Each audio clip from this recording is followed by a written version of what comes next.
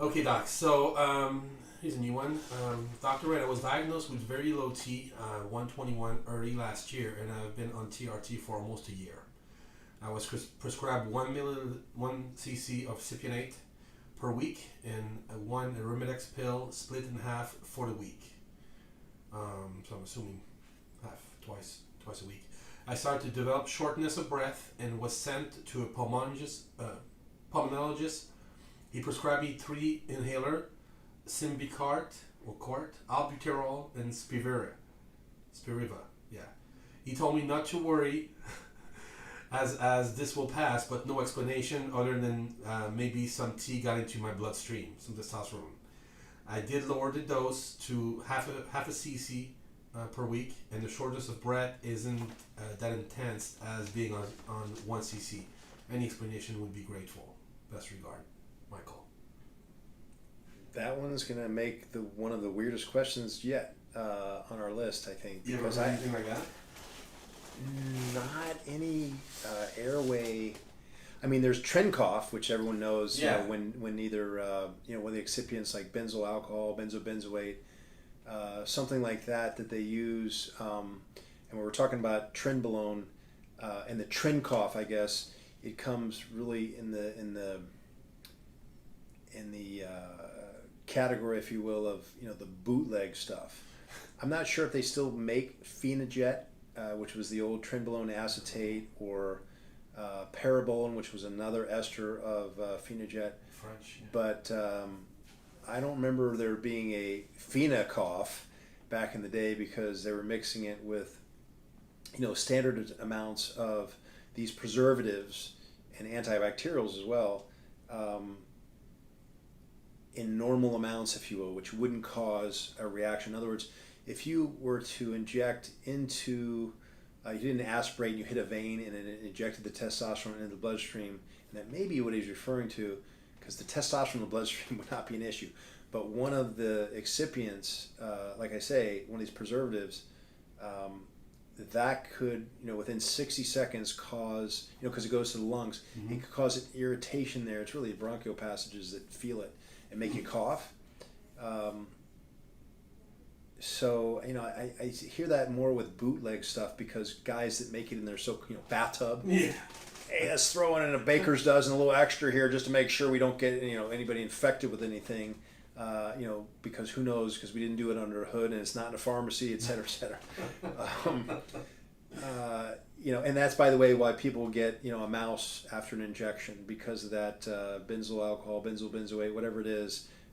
Because I call it a mouse, a red hot spot that isn't from bacteria most of the time. It's from excess preservative and your body's reaction to it. I mean, think about it. If you put alcohol on an open wound, it hurts, right? Yeah. Well, you're injecting that into one spot in your body, so it can create an issue. It can actually create flu-like symptoms. Anyway, that wouldn't require Spiriva, a beta agonist, and a corticosteroid. If he had extant, allergies and or asthma or COPD, all of those make some sense. But I've never heard, nor would I expect to ever hear, testosterone causing that.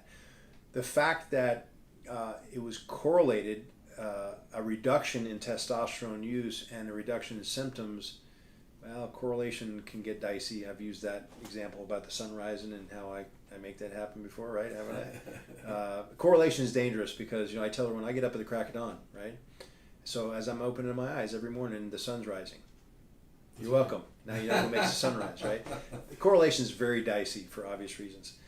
So I'm not sure why he got the improvement in symptoms, although if for some reason the shortness of breath made him more anxious, then reducing the amount of testosterone, reduce the amount of energy that he could be using to feed that anxiety. I don't know the question. I'd love to ask him more questions. Yeah. And that's the limitation of these sort of things. Is I can't flesh this out any better than I'm trying to by making some assumptions. But if it's within 60 seconds or less reaction and it lasts for 5 minutes, well, that has nothing to do with, or it wouldn't be treated by Spiriva, albuterol, and Symbicort. Mm-hmm. it's a short-term thing based upon what I was telling you about. If it's hey, this lasts for all the time I'm on this replacement therapy, well, that's something different. And I've never heard of androgens causing a reaction, an airway restriction of any sort or any sort of reaction. So that one's odd. Maybe it'd be cool if he'd follow up. And now I'm curious, is it just for a period, or if it's or every time he does an injection, or if it's all the time? Because the two shouldn't be physiologically connected. Again, they might have correlated somehow, some way, but one thing is, obviously not that you'd want to do this in the interest of science alone, but you could stop your testosterone, see if it goes away, start again, see if it comes back. It would still be correlation and doesn't mean anything necessarily. I could see their nervousness. A lot of people just hate shots, man. It makes them completely anxious, and I could see that tense. Well, it's funny because anxiety, if you look up generalized anxiety disorder and just a Wikipedia search on the Google, you'd be surprised what just anxiety alone can cause. Mind-blowing, not just, in rare cases. People think they have dizziness, a heart attack sometimes. Yeah, you hit the nail on the head. Yeah. Heart attacks, acute coronary syndrome, shortness of breath, dizziness, derealization, depersonalization, all kinds of weird stuff. The mind's a powerful thing. Yeah, but better a slave than a master for sure. Yeah. So I wish I could give a better answer, but those are some possibilities of what's going on. But for those of you who are considering HRT, I cannot imagine even a physiological mechanism of action by which testosterone would somehow affect the airways like he's talking about. It's an odd one. Good to know. Thanks, Doc.